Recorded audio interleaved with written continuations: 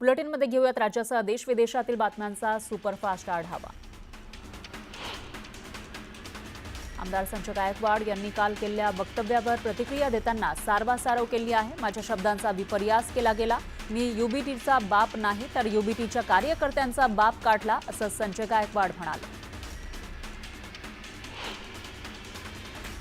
शिंदे गटातील अशा मंत्र्यांमुळेच एकनाथ शिंदेंची अधोगती व्हायला लागलेली आहे। संजय गायकवाड यांनी ज्या पद्धतीने गरळ ओकली आहे त्यामुळे महाराष्ट्रातील जनता त्यांना त्यांचा बाप दाखवून देईल अशी टीका विनायक राऊतांनी केली।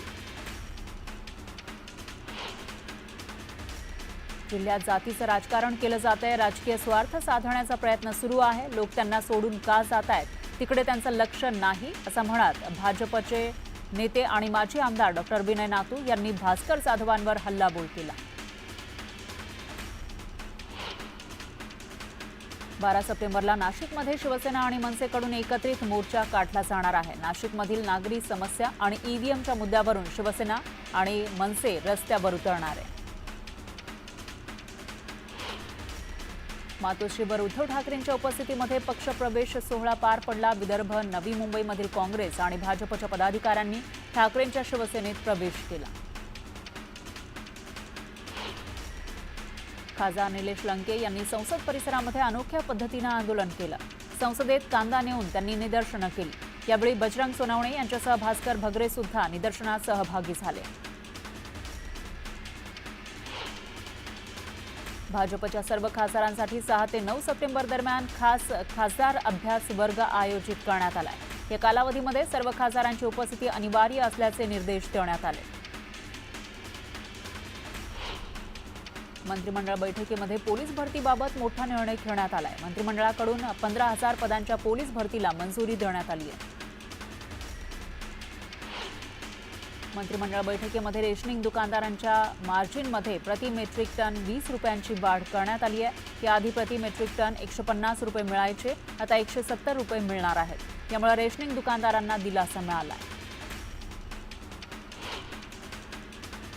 कोकणातील गणेशोत्सवाच्या पार्श्वभूमीवर आणि सिंधुदुर्गकरांच्या सोयीसाठी खासदार नारायण राणे यांनी पुढाकार घेतलाय। नवी दिल्ली इथं केंद्रीय नागरी उड्डाण मंत्री राममोहनजी नायडू यांची भेट घेऊन मुंबई सिंधुदुर्ग मुंबई ही महत्त्वपूर्ण विमानसेवा तातडीने सुरू करण्याची ठाम मागणी त्यांनी केली। या चर्चेदरम्यान मंत्री राममोहन नायडू यांनी ही सेवा तात्काळ पूर्ववत करू असं स्पष्ट आश्वासन दिलं। सावित्रीबाई फुले पुणे विद्यापीठाकडून व्हॉइस ऑफ देवेंद्र या विषयावर वक्तृत्व स्पर्धेचं आयोजन NSIU करण्यात आलं होतं। NSS कडून हे आयोजन करण्यात आलं होतं, मात्र NSUIचे विद्यार्थी आक्रमक झाले। त्यानंतर अखेर हे स्पर्धेचं परिपत्रक मागे घेण्यात आले। पुणे विद्यापीठामध्ये राजकीय अजेंड्याच्या विरोधात NSUIच्या विद्यार्थ्यांनी आंदोलन केलं। शिक्षण संस्थांना राजकारणाचं केंद्र बनवण्याचा प्रयत्न आम्ही सहन करत नाही असं म्हणत व्हॉइस ऑफ देवेंद्र या विषयाला विद्यार्थ्यांनी विरोध करत आंदोलन केलं। उल्हासनगर शहरामध्ये ठिकठिकाणी पडलेल्या खड्ड्यांमुळे चक्क सत्ताधारी भाजपचे आमदार कुमार ऐलानी यांच्यावर उपोषणाला बसण्याची वेळ आली। शहरातील खड्ड्यांबाबत पालिका आयुक्त गंभीर नसल्यानं शहरातील रस्त्यांची दयनीय अवस्था झाल्याचा आरोप त्यांनी केला। कोलाड ते गोव्यापर्यंत सुरू करण्यात आलेल्या कार रो सेवेला आता कणकवली तालुक्यातील नांदगाव रेल्वे स्थानकातही थांबा मिळणार आहे। यामुळे सिंधुदुर्ग आणि रत्नागिरीमध्ये जाणाऱ्यांना याचा फायदा होणार आहे। तर दुसरीकडे कोकणात जाणाऱ्या कोकण रेल्वेच्या 50 गाड्या यावर्षी वाढवण्यात आल्या। परभणीच्या पांगरा ढोणे गावात एका शेतातून अचानक धूर निघत असल्याचं समोर आलं। यामुळे नागरिकांमध्ये भीतीचं वातावरण पसरलं। प्रशासनानं याचा तपास करण्याची मागणी करण्यात आली आहे। बागलाणच्या कऱ्हे भागात गेल्या महिनाभरापासून बिबट्यानं धुमाकूळ घातलाय। बिबट्याला जेरबंद करण्यात वनविभागाच्या पथकाला यश आलं आहे। यामुळे नागरिकांनी सुटकेचा निश्वास घेतला। भारत बांगलादेश सीमेवर वीरमरण आलेल्या जवानावर गोढे गावात शासकीय इतमामात अंत्यसंस्कार करण्यात आले। कर्तव्यावर असताना विजेच्या धक्क्यानं या जवानाला वीरमरण आलं। जालन्यात भाजप नेते रावसाहेब दानवे यांनी बुलडोझर चालवला। दानवेंचा बुलडोझर चालवतानाचा व्हिडिओ सध्या सोशल मीडियावर चांगलाच व्हायरल झालाय।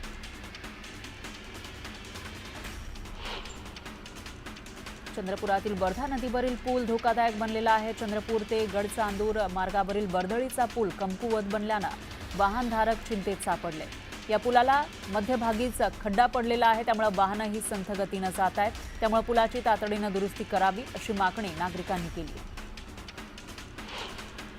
साताऱ्यातील अजिंठा चौकात अनधिकृतरित्या जीएस कंपनीची कीटकनाशकं विक्री करणाऱ्यांना कृषी विभागाच्या भरारी पथकानं रंगेहात पकडलं. या वाहनातून 1,23,000चा मुद्देमाल जप्त करत सातारा कृषी विभागानं कारवाई केली आहे. तुळजाभवानी देवीच्या गाभारा दुरुस्तीचा वाद आणखीनच चिघळलेला आहे. यामध्ये आता जितेंद्र आव्हाडांनीही उडी घेतली आहे. देवीचा गाभारा पाडून नवीन गाभारा करण्याला जितेंद्र आव्हाडांनी विरोध केलाय. पोस्ट टाकून त्यांनी मंदिर प्रशासनासह सरकारच्या विरोधात भूमिका घेतली. जालना जिल्ह्यातल्या परतूरमध्ये बस स्थानकाकडे जाणाऱ्या रस्त्याची चाळण झाली आहे. शहरातील तनपुरे चौक ते नगर परिषदेसमोर नेणारे दोन्ही रस्ते खड्ड्यांनी भरलेत. या खड्ड्यांमध्ये पाणी साचलंय, त्यामुळे रस्ता तात्काळ दुरुस्त करावा अशी मागणी नागरिकांनी केली.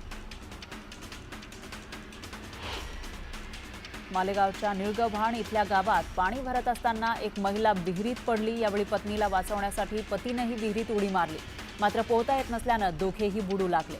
ही घटना लक्षात येताच ग्रामस्थांनी दोघांचे प्राण वाचवले. सिंधुदुर्ग जिल्ह्यातील शेतकरी रानगव्यांच्या उपद्रवामुळे मेटाकुटीला आला असतानाच आता फळमाशीचं नवं संकट शेतकऱ्यांसमोर उभं ठाकलंय. काकडी पिकावर किडीचा प्रादुर्भाव झालाय, त्यामुळे शेतकरी मेटाकुटीला आलाय. पुण्याच्या भोर तालुक्यातील शिवरे गावात बिबट्याचा मुक्त संचार पाहायला मिळाला. दत्त मंदिर परिसरात बिबट्या फिरत असताना सीसीटीव्हीमध्ये कैद झाला, त्यामुळे नागरिकांमध्ये भीतीचं वातावरण पसरलंय. रविवारपासून 14 गावांचा पाणी पुरवठा करणाऱ्या नागपुरातील केंद्राला वीज पुरवठा करणारी केवी वाहिनी बिघडली होती. वेण्णा नदी दुथडी भरून वाहत असतानाही महावितरणच्या कर्मचाऱ्यांनी जीव धोक्यात घालून 14 गावांचा पाणी पुरवठा सुरळीत केला. वैभवी संतोष देशमुखनं मनोज जरांगे पाटील यांना राखी बांधली. वैभवी देशमुख हिला कुणबी असल्याचं प्रमाणपत्र मिळालं. मनोज जरांगे यांच्या हस्ते तिनं कुणबी प्रमाणपत्र स्वीकारलं. अकोल्याच्या तेल्हारा तालुक्यातील गाडेगाव शिवारात 52 वर्षीय संजय सदाशिव वानखडे आज नदीमध्ये बुडाले. सलग 4 तासांच्या अथक प्रयत्नानंतर त्यांचा मृतदेह नदीतून बाहेर काढण्यात आला. या दुर्घटनेमुळे गावात हळहळ व्यक्त केली जातेय, शोककळा पसरली. दक्षिण सोलापूर तालुक्यातील अनेक गावांना जोरदार पावसाचा फटका बसलाय. बक्षी हिप्परगा गावातील अनेक शेतकऱ्यांच्या शेतात पाणी शिरलंय, त्यामुळे शेतीचं मोठ्या प्रमाणात नुकसान झालं आहे. सरकारनं नुकसान भरपाई द्यावी अशी मागणी शेतकऱ्यांनी केली आहे. सोलापुरात झालेल्या मुसळधार पावसामुळे बडजी गावातील पुलावरून पाणी वाहू लागलंय. तरीही काही तरुणांनी पुराच्या पाण्यातून जीव घेणा प्रवास करण्याचा प्रयत्न केला. पुराचा प्रवाह अचानक वाढला, त्यामुळे 2 तरुण दुचाकीसह पुराच्या पाण्यात अडकले. यावेळी स्थानिकांनी प्रसंगावधान दाखवत तरुणांचा जीव वाचवला. दक्षिण सोलापूर तालुक्यामध्ये पावसाचा जोर पाहायला मिळाला. पावसानं ओढे नदी नाल्यांची पाणी पातळी वाढली आहे. कासेगाव ओळे गावाला जोडणारा ओढा ओव्हरफ्लो झालाय. ओढा पाण्याखाली गेल्यामुळे ग्रामस्थांना पाण्यातून वाट काढावी लागतीये. सोलापूर जिल्ह्यातील अक्कलकोट तालुक्यामध्ये मागील 2 दिवसांपासून जोरदार पावसानं हजेरी लावली आहे. अक्कलकोट तालुक्यामध्ये पडणाऱ्या पावसामुळे बोरगाव देशमुख पुलावरून पाणी वाहू लागलं, त्यामुळे घोसळगाव त्याचबरोबर बोरगाव वागदरी गावांचा संपर्क तुटला. अक्कलकोट तालुक्यातील आंदेवाडी पुलावरून बोरी नदीत वाहून गेलेल्या तरुणाचा मृतदेह अखेर सापडला. आपत्ती व्यवस्थापन आणि अक्कलकोट तालुका प्रशासनाकडून मागच्या 60 ते 70 तासांपासून शोध मोहीम सुरू होती. पुराच्या पाण्यात हा तरुण वाहून गेला होता. भाकड जनावरांसह शेतकऱ्यांनी प्रांत कार्यालयामध्ये घुसखोरी करत प्रांत अधिकाऱ्यांच्या दालनासमोरच घोषणाबाजी केली. भाकड जनावरांचा प्रश्न गंभीर झाल्यानं शेतकरी आक्रमक झाले. चिपळूणमध्ये काँग्रेसनं रास्ता रोको आंदोलन केलं. काल राहुल गांधींना केलेल्या अटकेनंतर कार्यकर्त्यांकडून रास्ता रोको करण्यात आला. तानाशाही नहीं चलेगी अशी घोषणाबाजी यावेळी करण्यात आली.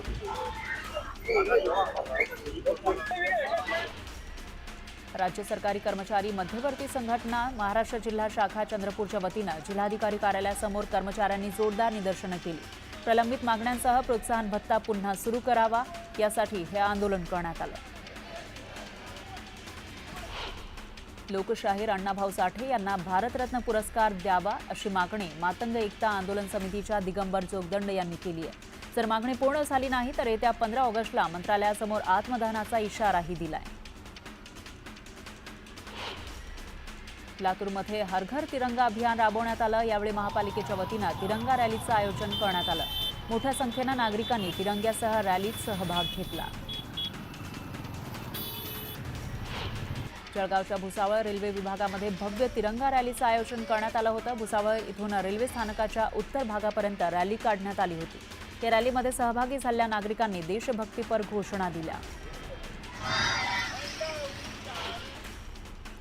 मुंबई गोवा महामार्गावर एका तासात एकाच ठिकाणी 2 अपघात झाले. यामध्ये एका कारमधील 3 जण गंभीर जखमी झाले.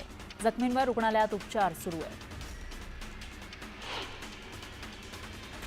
नागपूरच्या ओंकारनगर चौकामध्ये चालत्या 4 चाकीला अचानक आग लागली. अचानक आग लागल्यानं परिसरात काही काळ गोंधळ उडाला. यामध्ये सुदैवानं कोणतीही जीवितहानी झाली नाही.